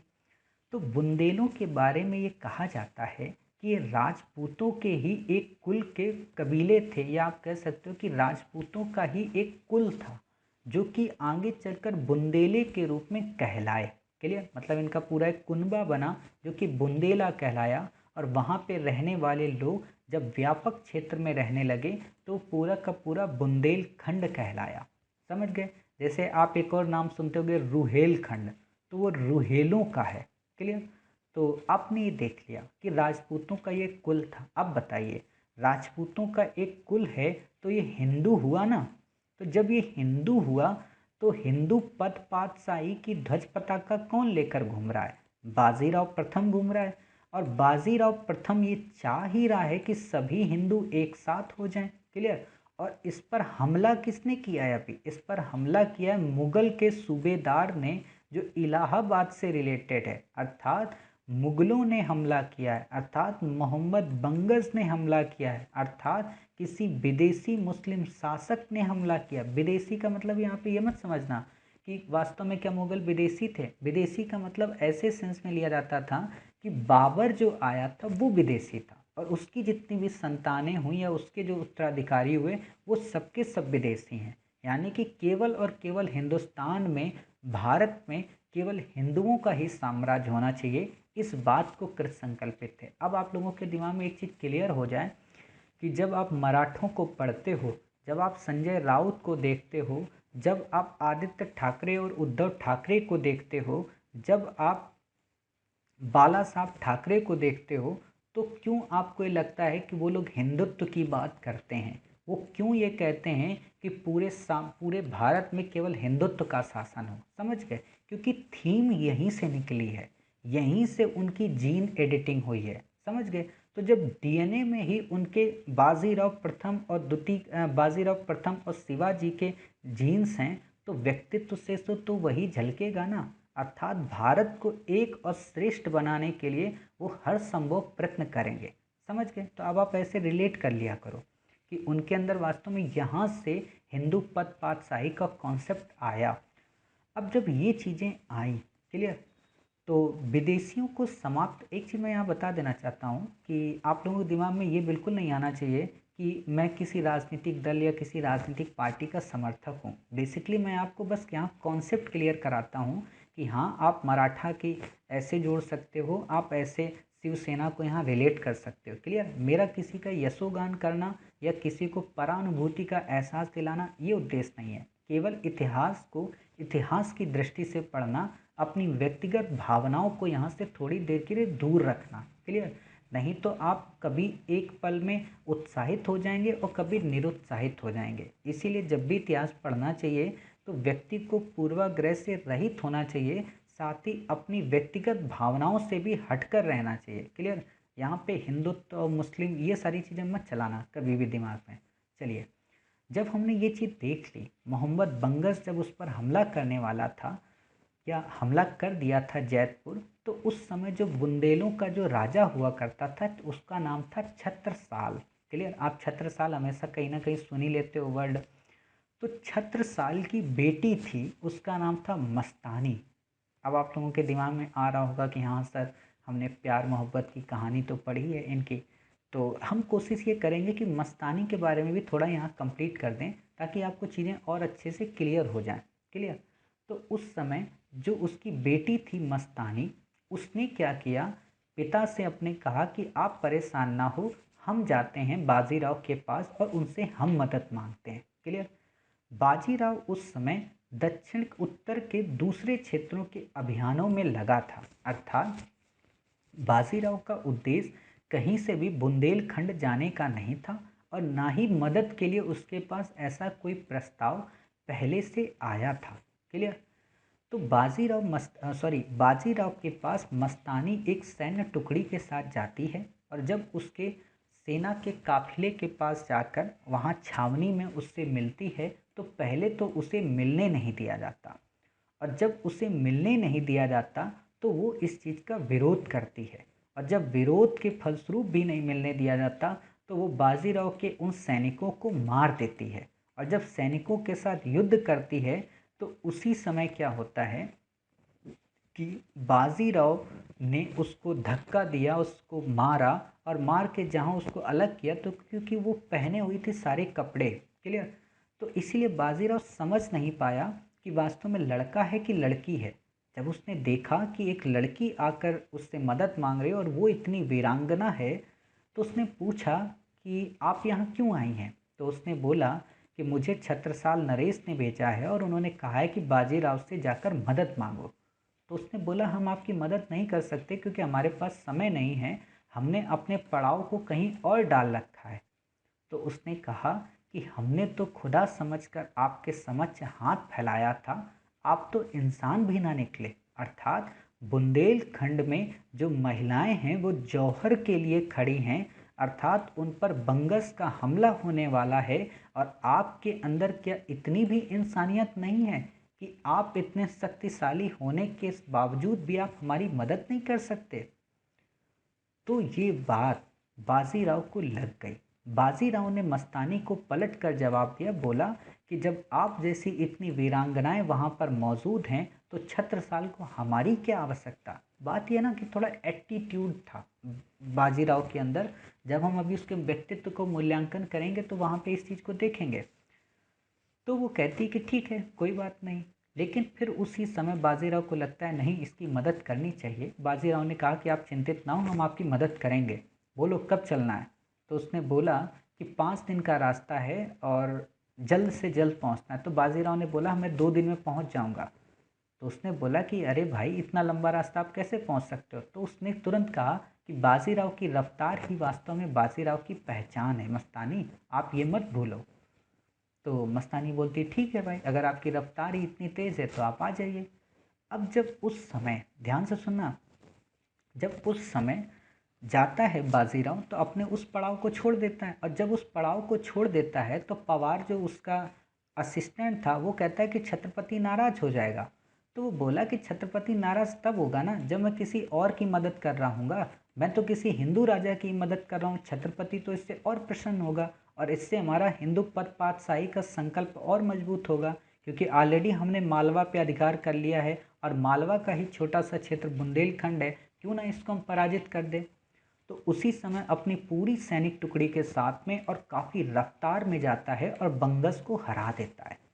बंगस को हराता तो है, लेकिन उसी समय युद्ध में एक ऐसी स्थिति आती है कि जब बंगस बाजीराव को मारने की ओर बढ़ता है, लेकिन उसी समय मस्तानी ने अपनी जान जोखिम में डालकर बाजीराव को बचा लेती है, और यहीं से उनके अंदर थोड़ी सी एक दूसरे के प्रति सम्मान जगता है। जब ये सारी घटनाएं घट जाती हैं तो उस समय जो वहाँ का छत्रसाल था उसने सोचा कि क्यों ना चलो एक उत्सव मनाया जाए। होली का समय आ रहा था, तो उत्सव मनाने के लिए उसने बाजीराव से कहा कि आप एक काम करो, आप हमारे यहाँ रुक जाओ, और जब हमारे यहाँ आप रुक जाओगे तो इससे क्या होगा कि हम लोग एक उत्सव मनाएंगे। तभी बाजीराव कहता कि महाराज हम रुक तो सकते थे, लेकिन हमें अभी और कार्य करने हैं। तो उसने कहा ठीक है। तो वो बोलता है कि आप एक बताइए, आपको हम क्या दे सकते हैं, आपको हम क्या दे सकते हैं। तो छत्रसाल ने कहा कि आप जो मांग सकते हैं हम वो सब दे सकते हैं। तो बाजीराव ने कहा कि आप एक काम कीजिए ना, हमारे पास सब कुछ है, हमें कुछ मत दीजिए, क्लियर, जब हमें ज़रूरत पड़ेगी तो हम मांग लेंगे। तो उसने उसी समय मतलब ये कहा कि हमें आपकी कन्या पसंद है, क्लियर, अर्थात उसको मस्तानी पसंद आ गई थी। अब ये बात अलग है कि मस्तानी को भी वो पसंद आना चाहिए, आगे चलकर मस्तानी को भी पसंद आ जाता है हालांकि। तो ये एक स्टोरी होती है और यहाँ से फिर उसको मोहब्बत हो जाती है, और उसी समय मस्तानी पहुँचती है आगे चलकर कहाँ पे, साहू के दरबार में। वास्तव में मस्तानी को लेकर लोगों में डिबेट है। कुछ लोग कहते हैं कि वो छत्रसाल की बेटी थी, कुछ लोग कहते हैं वो रूहानी नाम की मुस्लिम की बेटी थी। इसीलिए आप गाना सुनती होगी या सुनते होगे आप लोग कि वो जब गाना गाती है ना, जब उसमें आती है दरबार में पूरे कांच के स्टेज पर गाना गाती है, तो उसमें रूहानी है वो बार बार आवाज़ आती है उस पर। गाना तो मैं नहीं सुनाने वाला आप लोगों को। तो वास्तव में रूहानी उसकी माँ के नाम को लेकर आता है। हालांकि इस पर विवाद है, कहा यह जाता है कि वो राजपूत कन्या थी, छत्रसाल की बेटी थी, कुछ लोग कहते हैं वो नाचने वाली थी, कुछ लोग कहते हैं कि वो मुस्लिम थी। तो ये सारे कई सारे विवाद आते हैं, खैर हमें उन विवादों में नहीं पड़ना है। हमें ये समझना है कि उसी समय के बाद मस्तानी जाती है साहू के दरबार में, और साहू के दरबार में जब जाती है तो वास्तव में साहू के दरबार में उसे बुलाया गया था नाचने के लिए, कि राज दरबार के जो लोग हैं वो प्रसन्न हो सके। उस समय नर्तकियां होती थी, लेकिन पहले तो वो नाचती थी, लेकिन इस बार उसने नाचने से मना कर दिया और अपने घुंघरू जाकर साहू के दस्तक पे रख दिए, साहू के मतलब चौखट पे रख दिए। और जब चौखट पर रख दिया तो साहू ने कहा कि आप ऐसी गुस्ताखी क्यों कर रही हो। तो उसी समय उसने बोला कि अब मैं नहीं नाच सकती हूँ। तो बोली क्यों। तो वो बताती कि मुझे आपके बाजीराव से मोहब्बत हो गई है, मुझे बाजीराव चाहिए। तो बोलता है कि इसके लिए हम आपको सज़ा भी दे सकते हैं। तब वहाँ पे वो एक डायलॉग मारती है, साहू को सुनाती है आखिरकार प्यार मोहब्बत के बारे में, कि किसकी तलवार पर सर रखूँ ये बता दो मुझे, इश्क करना अगर खता है तो सज़ा दो मुझे, ए मोहब्बत के इतिहास लिखने वालों, मैं अगर हर्फ गलत हूँ तो फिर मिटा दो मुझे। इस बात से साहू भी प्रसन्न हो जाता है और बाजीराव तो काफ़ी ज़्यादा प्रसन्न होता है। आगे चलकर फिर मस्तानी दरबार से निकल जाती है और एक दूसरे वीरान एरिया में किले में रहती है। उसी समय काफ़ी भयंकर तूफान आता है। उस तूफान के पार करते हुए एक नाव की मदद से बाजीराव वहाँ पहुँचता है और उससे कहता है कि हाँ मोहब्बत तो हमें भी आपसे है। और उसी मोहब्बत के दौर में वो उसको वचन देता है कि मैं अपनी पहली पत्नी, यानी कि उसकी एक शादी हो चुकी थी काशी के साथ में, जो कि प्रियंका चोपड़ा का रोल आप देखते हो। तो बोलता है कि मैं काशी को जो दर्जा दे चुका हूँ वो तुम्हें नहीं दे पाऊँगा, लेकिन तुम्हें एक वचन ये ज़रूर देता हूँ कि जब भी लोग मेरा नाम बुलाएंगे तो तुम्हें बाजीराव मस्तानी कह के बुलाएंगे, अर्थात मेरे नाम के आगे बाजीराव मस्तानी जुड़ा होगा। अब आप समझ गए कि बाजीराव प्रथम ही बाजीराव मस्तानी है, समझ गए। ये मैंने बस इसलिए समझाया था कि ये देखो, जब पिक्चरें बनती ना तो कई बार हमारे परिवार के लोग ही हमसे पूछ लेते हैं कि आखिरकार ये बाजीराव मस्तानी कौन है, तो आपको पता होना चाहिए। और कई बार इंटरव्यू में आपसे प्रश्न पूछे जाते हैं। ये कहानी को मजाक में मत लेना और ये बिल्कुल मत समझना कि मास्टर विषय से भटक गया। ये आपके इंटरव्यू के लिए काफ़ी इंपॉर्टेंट है। और अब आपको एक कहानी पता चल गई, मूवी नहीं भी देखे होंगे तो भी आपके कॉन्सेप्ट क्लियर हो गए होंगे। छत्रसाल ने उस समय क्या किया, जब उत्सव मनाया तो उसने कालपी, सागर, झांसी और हृदयनगर और पेशवा की निजी जागीर दे दी उपहार में। एक बार देख लेते हैं कि आखिरकार कालपी वगैरह है कहाँ पे। ये हमारा प्यारा भारत है, यहाँ पे हमने इसको जूम किया, क्लियर। और जूम करने के बाद ये हमारा निकला मध्य भारत, ये था बुंदेलखंड का एरिया, आप ऐसे समझ सकते हो, ये है बुंदेलखंड का एरिया, क्लियर। अब ये बुंदेलखंड का जो एरिया है तो आप इसमें देख लो ना, झांसी आज भी है, झांसी, क्लियर। ये आप झांसी देख सकते हो। और एक मिनट, यहीं पे आपको मिलेगा कालपी वगैरह, क्लियर। दिखाई पड़ रहा है भाई कालपी, आपने कालपी के बारे में पहले भी सुना होगा, और कालपी रोड भी है वास्तव में वहाँ पे, क्लियर। ये हो गया आपका झांसी, ये उरई, क्लियर, औरैया, ये सारे क्षेत्र मिलते हैं आपको, क्लियर। ये इटावा आपका, समझ गए। और फिर आता है आपका बांदा, क्लियर, रथ, मौदहा, कहाँ गया, ओरछा, ललितपुर, कालपी। भाई साहब कहाँ हो आप, गुना। एक मिनट में आपको कालपी भी इसमें दिखा देता हूँ, कालपी, क्लियर। हाँ ये देखो, city in Uttar Pradesh, clear. ये कालपी है आपका, क्लियर, जालौन डिस्ट्रिक्ट में, समझ गए। तो ये आप चीज़ देख सकते हो, कालपी वगैरह, क्लियर। तो आपने जब ये चीज़ें देख ली तो आपको अब पता चल गया कि हाँ वास्तव में कौन कौन से एरिया उसको दिए। ये निजी जागीर के रूप में दिया था पेशवा को, क्लियर, कि ये आपका है सब कुछ, समझ गए। इसके बाद पेशवा क्या करता है, दिल्ली पर आक्रमण करता है। हालांकि पेशवा डायरेक्ट दिल्ली पर आक्रमण नहीं करता है, पेशवा अपनी सेना को भेजता है कि जाओ दिल्ली पर हमला करो, क्योंकि पेशवा कहीं और अन्य जगह पे बिजी होता है। और जब वो हमला करती है उसकी सेना, तो उसको शहादत खां के द्वारा, जो अवध का नवाब था, उसके द्वारा पराजित कर दिया जाता है। और शहादत खां जब पराजित कर देता है मराठों की सेना को, तो उस समय के जो मुग़ल बादशाह थे उसके पास जाकर इतनी बड़ाई करता है, इतना अतिशयोक्त वर्णन करता है कि देखा मेरे कारण मराठा डर गए और मेरी जो घुड़सवारी थी उसको देखकर वो भाग खड़े हुए। ये जब बात बाजीराव को पता चली, उसने कहा अच्छा, इतना ज़्यादा अतिशयोक्त वर्णन किया है सादत खां ने। तो उसने कहा हाँ, तो बोला चलो सादत खां को असली हम मराठा दिखाते हैं। जैसे आप जब एक मूवी देखते हो ना, मैंने एक सीन आपको शेयर किया था, जब अक्षय कुमार नमस्ते लंदन में जाता है तो उसको नहीं बोलता है कि चलो इसको हम असली भारत दिखाते हैं, वास्तव में भारत इसने देखा नहीं। वही चीज़ बाजीराव ने कहा कि चलो अब इसको हम असली मराठा दिखाते हैं। और केवल 500 घुड़सवारों की मदद से पूरे के पूरे मुगल सत्ता को अपने अधीन कर लिया दिल्ली को, और 3 दिन तक वहाँ पे पहरा डाले रखा। और अंत में जाकर उसे सम्राट यानी कि मुगल सम्राट के द्वारा ये अथॉरिटी मिल गई कि भाई मालवा का क्षेत्र आप ले लो, मेरा घर कम से कम छोड़ तो दो। अर्थात ये पूरा का पूरा क्षेत्र मध्य भारत का उसने अपने अधीन कर लिया। समझ सकते हो कैसे वो धीरे धीरे जीतता रहा और अवध को केवल शेष रखा। जब उसने ये सारी चीज़ें कर ली तो मराठा की जो शक्ति थी वो अब बताइए कहाँ सर्वोच्च हो गई, उत्तर भारत में। क्यों? क्योंकि मुगल भी अब उसके अधीन आ गए। आप देखोगे इस समय का जब मैप आप उठा के, तो यहाँ तक का क्षेत्र उस समय मराठा शक्ति के अंतर्गत शामिल हो चुका था, क्लियर। अब जब मराठा के अंतर्गत शामिल हो गया तो लोगों के मध्य ये विचार विमर्श उमड़ा कि आखिरकार बाजीराव का व्यक्तित्व था कैसा, उसकी जो विजय थी क्या वो रेत में लिखी हुई विजय थी, या फिर उसकी जो विजय थी वो इबारत में लिखी गई विजय थी। इबारत का मतलब पत्थर पर लिखी गई विजय थी। क्या वो उस समय जो विजय कर रहा था उसमें कई सारे उसके व्यक्तित्व के फीचर का योगदान था, या फिर उस समय की युग की आवश्यकता थी। इन चीज़ों को जब आप अध्ययन कर लोगे तो वास्तव में आप समझ जाओगे कि बाजीराव कैसा था। बाजीराव के बारे में लोग ये कहते हैं कि वो एक योद्धा तो था ही, बल्कि एक राजनीतिक और राजमर्मज्ञ भी था। राजनीतिक का मतलब ये होता है कि पॉलिटी में अपनी नीतियों को कैसे आपको संपादित करना है या संप्रेषित करना है। राजमर्मज्ञ का मतलब होता है कि अपनी नीतियों को संप्रेषित करने से पहले उसके प्रॉस एंड कॉन्स अर्थात लाभ और हानि का काफ़ी गणितीय तरीके से मूल्यांकन कर लेना। यानी कि जब आप आईएएस ऑफिसर्स बनेंगे या बनेंगी तो अपने ज़िले में आपको अपनी नीतियों को किस तरीके से संपादित करना है, कैसे क्रियान्वित करना है, उसका पॉजिटिव और निगेटिव इम्पैक्ट क्या हो सकता है।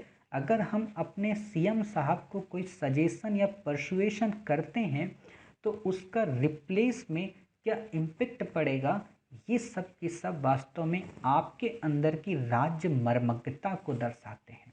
क्लियर। और वो एक राज्य निर्माता भी था क्योंकि उसने अरब सागर यानी कि बंगाल की खाड़ी, अरब सागर और ऊपर अटक से लेके कटक तक के साम्राज्य को अपने अधीन ले आया था। कर्मठ व्यक्ति था, मतलब शिथिल टाइप का नहीं था मेटरनिक की तरह कि भीरू व क्लांत पीढ़ी का बन जाए। एक योद्धा था, चतुर था। और आपको जानकर हैरानी होगी कि बाजीराव प्रथम जितना ज़्यादा योग्य था उसी का जस्ट उल्टा प्यांदा था बाजीराव द्वितीय, उतना ही डरपोक। इसीलिए वो बसीन की संधि करता है। पढ़ाएंगे आपको हम आगे कभी कभी, क्या मतलब अगले कुछ पार्ट्स के बाद। क्लियर। फिर देखोगे कि उसकी नीतियाँ क्या होती थी। वो क्या करता था, अपने दुश्मन की रसद को ही काट देता था। रसद का मतलब कि मान लो ये एक हाईवे है, क्लियर, और ये मराठा हैं, ठीक है, और यहाँ से ये मुग़ल सत्ता है, क्लियर, और ये दक्षिण का निज़ाम है। अब इसके पास यहाँ से मुग़लों के द्वारा सेना, सिपाही और हथियार सब भेजे गए। इन्होंने क्या किया, इस पर हमला नहीं किया, ये यहाँ से यहाँ गए और बीच रास्ते में अपना डेरा डाल लिया। बोले ठीक है बेटा, अब आगे कुछ जाएगा नहीं। अब यहाँ पे इन्होंने 5,000 सिपाही लगा दिए, और जब यहाँ पे इन्होंने 5,000 सिपाही लगा दिए तो केवल 500 की मदद से जाकर निज़ाम को पराजित कर दिया, अर्थात इनके मार्ग को ही बाधित कर दिया। और इनकी गतिशीलता और रफ्तार तो इतनी थी कि स्वयं मस्तानी भी हैरान थी। अब आप रिलेट कर सकते हो कि बाजीराव की रफ्तार ही बाजीराव की पहचान है। क्लियर। तो आप ये देख सकते हो। साथ ही एक और वाक्य बोलता है कि चीते की चाल हो, बाज की नज़र हो और बाजीराव की तलवार हो, इनकी कभी कोई तुलना नहीं कर सकता। क्लियर। तो ये देख सकते हो, चीते की चाल, बाज की नज़र, बाजीराव की तलवार पर संदेह नहीं करते, ये कभी भी मात दे सकती है। क्लियर। बाकी मैंने आपको पढ़ा दिया कि शस्त्र चलाकर शास्त्र को भी मात देनी होगी। मिट्टी हिंदुस्तान की, समझ रहे हो, बुंदेलखंड का सैनिक, मस्तानी, 5 दिन का रास्ता, बाजीराव ही बाजीराव की पहचान है, समझ गए, खुदा समझकर हाथ फैला। देखो ऐसी लाइनें जब आप यूज करते हो ना तो एग्जामिनर आपके अंदर के मल्टी डिसिप्लिनरी अप्रोच को जान पाता है। वो ये समझ पाता है कि ये केवल किताबी कीड़ा नहीं है, बल्कि ये समाज और रीति रिवाज और परंपराओं को अच्छे से समायोजित कर पाता है। आप बताओ कि किस किताब में ये लिखा होगा स्टेटमेंट, जब आप बाजीराव का मूल्यांकन कर रहे होंगे और आप अगर ये लिख देते हैं कि बाजीराव की रफ्तार ही वास्तव में बाजीराव की पहचान थी। आप जब ये लिख देते हैं कि किस तरीके से वो लोगों की मदद कर देता था कि खुदा समझकर हाथ फैलाए पर आप तो इंसान भी ना निकले, किस तरीके से निज़ाम खुद तारीफ करता था कि बालक तो छत्रपति है जबकि चालक तो पेशवा ही हैं, किस तरीके से वो कहता है निज़ाम कि मराठा राज्य में तो चारों ओर बाजी ही बाजी हैं, बाकी तो सब भाजी हैं। मतलब ये बातें जब आप लिखते हो ना तो एग्जामिनर को हंसी भी आती है, इंटरेस्ट भी आता है, और 300 और 3,000 कापियों के बीच एक अलग ऐसा मोती चमक कर निकल कर आता है जिसे देखकर वो दैदीप्यमान हो जाता है। इसीलिए मैं कहता हूँ कि आप जब इतिहास लिखो ना तो दुनिया से हटकर लिखो। अभी जो पढ़ा सो पढ़ा, अब जो पढ़ रहे हो वो कर्मयोगी मिशन के तहत पढ़ रहे हो, तो कर्मयोगी के हर एक फीचर को आप अपने आप में अंतर्ग्रंथित करके रखें। क्लियर। आगे चलकर फिर वो निज़ाम को 2 बार पराजित करता है, मतलब इसी का मूल्यांकन कर रहा हूँ। मैंने आपको पहले पढ़ाया था ना कि जब वो निज़ाम के दरबार में जाता है कैसे उससे कहता है कि मैं जब उत्तर भारत पे हमला करूं तो आप शांत रहना। तो एक तो ये अधीनता होगी, दूसरी जब निज़ाम इसके ना कहने के बावजूद भी शंभू जी को मदद देता है तो दोबारा आकर फिर उसको हराता है और फिर उससे चौथ, सरदेश मुखी इन सब की वसूली करने के लिए बाध्य होता है। क्लियर। तो ये सारी चीज़ें हम देख लिए। फिर बात आती है कि उसके व्यक्तित्व का एक सबसे अच्छा फीचर ये था कि वो योग्य से योग्य लोगों को तलाश लेता था, चाहे सिंधिया की बात हो, चाहे होलकर की बात हो, चाहे पवार की बात हो, चाहे रेत्रेकर की बात हो, चाहे फड़के की बात हो। मतलब ऐसे योग्य सेनापतियों और ऐसे योग्य प्रशासकों को वो ढूंढ लाया। इससे मराठा जो शक्ति थी वो कमज़ोर होने की बजाय और मजबूत होती गई। उसने हिंदू पदपातशाही के जिस विचार को संकल्पित किया, उससे न केवल जाटों का उसे सहयोग मिला, न केवल राजपूतों का सहयोग मिला, बल्कि बुंदेलों की भी भावनाएं उसके समक्ष नतमस्तक हो गईं। अर्थात एक होकर इन सब ने एक भारत और श्रेष्ठ भारत के उस दिवा स्वप्न को साकार करने का प्रयत्न किया। और आगे चलकर तो सवाई जयसिंह और छत्रसाल मतलब बुंदेलों के जो राजा थे उनकी मित्रता ने मतलब हुआ क्या कि सवाई जयसिंह की दोस्ती हो गई छत्रसाल के साथ में, मराठों के साथ में नहीं। तो जब इनकी दोस्ती हो गई तो क्या हुआ कि इनकी दोस्ती से फायदा किसको मिल गया? बाजीराव को। क्यों? क्योंकि छत्रसाल की जो बेटी थी वो वास्तव में किसको ब्याही थी? बाजीराव को, जिसको क्या बोलते हैं, समझ गए होगे, मस्तानी। क्लियर? तो अब हमने ये चीज़ देख ली। अब हमको एक ये भी देख लेना है कि वास्तव में जब ये मराठा राज्य था तो इसने क्या किया? इसने मराठों के राज्य को अरब सागर से बंगाल की खाड़ी तक फैला दिया। देखो, अब वही बातें आएंगी जितनी हमने आपको कहानी के रूप में सुना दी हैं, ताकि आप बस ये समझ सकें कि हाँ, हमें ऐसे इन पॉइंट्स को अपने उत्तर में रेखांकित कर लेना है। बाकी जब हम प्रश्न उत्तर इससे संबद्ध कराएंगे तो वहाँ पर एक बार फिर से कंपाइल कर देंगे। तो आप देख सकते हो, फैला था भारतीय रेखा चित्र पर स्थान स्थान पर मराठा शक्ति के केंद्र थे और भारतीय शक्ति का केंद्र बिंदु अब दिल्ली नहीं बल्कि पूना बन गया था। क्लियर? तो आपने ये चीज़ देख लिया। फिर बात आती है विजय दीघे। विजय दीघे बोलते हैं, वो वास्तव में मराठा एम्परर को लेकर काफ़ी गहन अध्ययन किया। उन्होंने अपनी बुक लिखी एक्सपेंशन ऑफ मराठाज, तो उसमें काफ़ी आलोचना की है। और उस आलोचना में वो बाजीराव की कटाक्ष करते हुए बोलते हैं कि वो काफ़ी अदूरदर्शी व्यक्ति था। उसके अंदर राजनीतिक संस्थाओं को सुधारने का कोई प्रयास नहीं दिखता, जिससे उसको या उसकी जनता को कोई लाभ मिल पाता। बल्कि उसने तो मराठों में सामंतवाद की जो भावना शिवाजी की मृत्यु के बाद उभर कर आई थी उसे और बढ़ा दिया और स्वयं भी वो महान एक सामंत बन गया। और इस प्रथा का सबसे बड़ा नुकसान तब हुआ जब पूरी तरीके से मराठा शक्ति का प्रसार पूरे इंडिया में हो गया। अर्थात उन सामंतों ने अपनी स्वायत्तता को जग जाहिर कर दिया। लेकिन इनके इस पूरे के पूरे प्रश्न को खंडित किया जेएन सरकार ने। उन्होंने कहा कि भाई, आप ऐसे मत देखो, ये बात ठीक है कि मराठों का विघटन हुआ, ये भी बात ठीक है कि उसके समय से शुरू हो गया, लेकिन विघटन की जो जिम्मेदारी थी वो केवल और केवल बाजीराव की नहीं थी, उसके उत्तराधिकारियों की थी। तो अतः केवल और केवल बाजीराव को दोष देना अनुचित है। इसलिए आप एक काम कर सकते हो कि बाजीराव की उस रचनात्मक पूर्व दृष्टि को ओझल मत करो, अर्थात उसके अंदर जो क्रिएटिविटी थी उसका सम्मान करो। विजय दीघे कहते हैं कि ठीक है बाबूजी, हम आपकी बात मान लेते हैं। और फिर बोलते हैं जेएन सरकार दोबारा कि सुनो, आपको पता होना चाहिए कि जिस समय रॉबर्ट वॉलपोल, ये तथ्य आपके लिए काफ़ी नया है और काफ़ी इंटरेस्टिंग है। ये तथ्य इसलिए इंटरेस्टिंग है क्योंकि रॉबर्ट वॉलपोल कोई और नहीं थे, ये ब्रिटेन के फर्स्ट प्राइम मिनिस्टर थे। 1688 में जब ब्रिटेन में या इंग्लैंड में संसदीय रिफॉर्म आता है या इंग्लैंड की गौरवपूर्ण क्रांति होती है, तो उसके बाद होता है क्या कि वहाँ पे संसद को अधिकार मिलने की शुरुआत होती है और कई वर्षों के बाद संसद के द्वारा प्राइम मिनिस्टर की नियुक्ति होती है और वो प्रथम प्राइम मिनिस्टर बनते हैं सर रॉबर्ट पॉल। इनका कार्यकाल 1676 से 1676 मतलब 1676 से 1745 तक का माना जाता है। क्लियर? ज़्यादा तो नहीं बोल दिया? हाँ ठीक है, 1745 तक का माना जाता है। और 1745 के पहले ही तो बाजीराव था।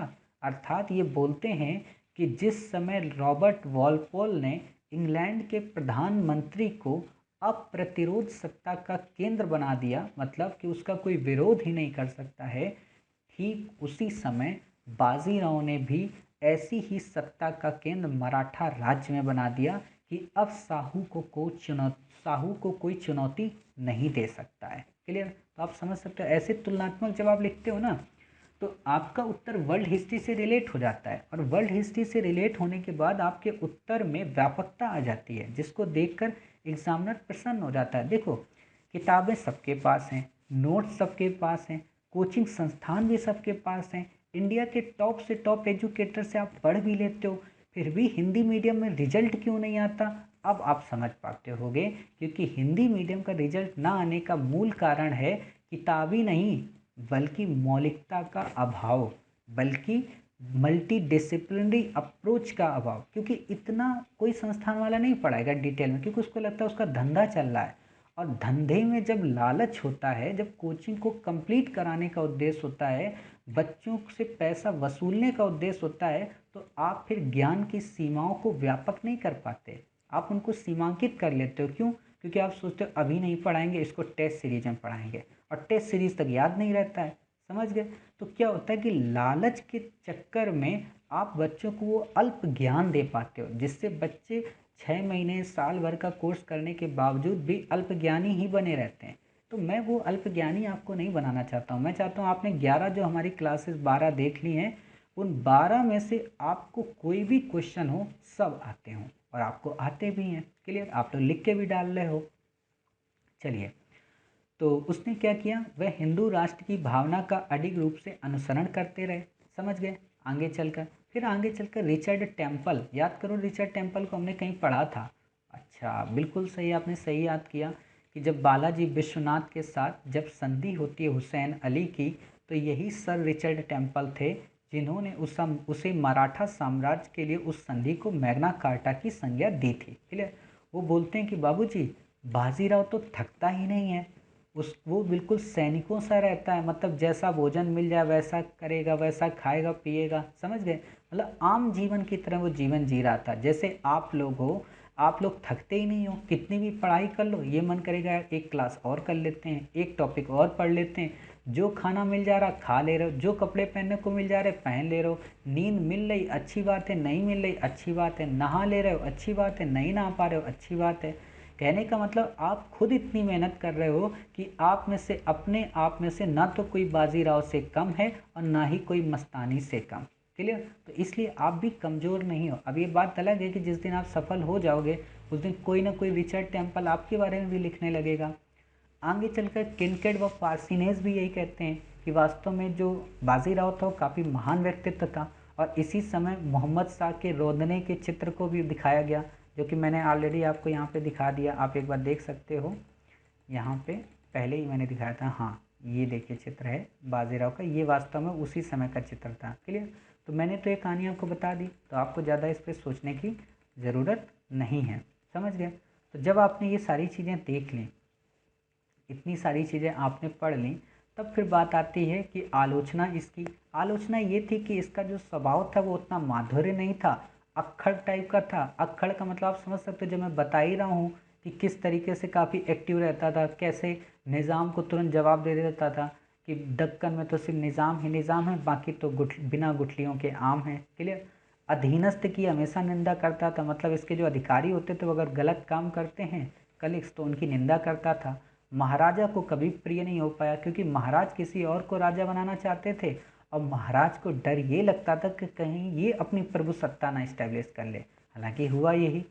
दक्षिण का अभिजात वर्ग भी इससे घृणा करता था। अभिजात वर्ग का मतलब उच्च कुल के लोग, क्योंकि उनको ये लगता था अरे ये इतने छोटे से पद का पेशवा का इंसान पूरे के पूरे छत्रपति में केवल अपनी ही वो चीज़ें दर्शा रहा है, मतलब बालक तो छत्रपति है और जबकि चालक के रूप में ये भूमिका निभा रहा है, जो कि काफ़ी गलत है। लोग व बच्चे भी डरते थे, इससे प्रेम ही नहीं करते थे, मतलब लोगों और बच्चों को डर लगता था। देखो ये कहने वाले लोगों का है, कितनी सच्चाई है कितनी सच्चाई नहीं है वो एक अलग बात है, लेकिन कहने का मतलब है कि लोग इससे डरते थे, बच्चे भी डरते थे, कोई इससे प्रेम नहीं करता था। लेकिन आप भी जानते हो कि इसके प्रेम में दो दो लोग पड़ गए, चाहे वो फिर काशी के रूप में पत्नी हो और मस्तानी के रूप में प्रेमिका हो। क्लियर? आगे चलकर एस एन सेन भी लिखते हैं इसके बारे में कि बाजीराव के पास योजनाओं के लिए मस्तिष्क तथा कार्यान्वित करने के लिए हाथ थे। इसको हम क्वेश्चन के रूप में डिस्कस करेंगे। हालांकि हम सारे जो लाइंस आ रही हैं ना, जितने भी स्टेटमेंट्स की, इनको क्वेश्चन के रूप में डिस्कस करेंगे, क्योंकि इन्हीं लाइन पे यूपीएससी इन फ्यूचर क्वेश्चन बना सकती है, और जब क्वेश्चन बना देगी तो आप लिख नहीं पाएंगे। क्लियर? तो हम इनको जब एक बार डिस्कस कर लेंगे तो आपको चीज़ें और समझ में आ जाएंगी। बाजीराव के पास योजनाओं के लिए मस्तिष्क का क्या मतलब है कि उसके अंदर कूटनीति व सेनापति का गुण था। समझ गए? हाथ का मतलब हुआ सेनापति और कूटनीति का मतलब हुआ मस्तिष्क। विपरीत परिस्थितियों में भी उसका व्यवहार जो होता था वो अनुकूल रहता था, मतलब कैप्टन कूल के रूप में। क्लियर? साथ ही विदेश नीति उसकी जो थी वो मौलिक और दूरगामी होती थी। समझ रहे हो? तो इतने सारे उसके अंदर फीचर थे। इस तरीके से हमने आज बाजीराव को पूरी तरीके से कंप्लीट कर लिया, अर्थात बाजीराव प्रथम तक की पूरी कहानी हमने कंप्लीट कर ली। अब हम अपने अगले पार्ट में देखेंगे बालाजी बाजीराव के बारे में, और बालाजी बाजीराव के साथ में एक दो अन्य और पर्सनैलिटीज़ को लेंगे। देखिए, हमारा उद्देश्य ये है कि अभी हम आपको कल तक लगभग 2 से 3 वीडियो में इनके बेसिक मराठों को पढ़ा दें, और यकीन मानिए जब आप बेसिक मराठों को पढ़ लेंगे ना, तो मध्यकालीन भारत के एक बहुत बड़े टॉपिक को आप कवर कर चुके होंगे। और जब आप यहाँ कवर कर लेंगे तो मध्यकालीन भारत की कई सारी क्लासेस आपकी बच जाएंगी। नहीं तो आपको मध्यकालीन भारत में पढ़ना पड़ता और वहाँ मज़ा ना आता, क्योंकि इसका रिलेशन मॉडर्न से है, इसलिए हमने यहाँ पढ़ा दिया। समझ गए? तो आप बिल्कुल भी चिंतित ना हो, एक तो क्लासेस देर से ही सही, लेकिन आपके अंदर ज्ञान की सीमा को इतना व्यापक बना देंगी कि आपकी लेखनी आगे चलकर इस विषय पर आपकी चाकरी करने लगेगी। क्लियर? तो उम्मीद है आपको ये लेक्चर काफ़ी अच्छे से समझ में आया होगा। मिलते हैं अपने अगले पार्ट में, तब तक अपना ख्याल रखिए और स्वस्थ रहिए।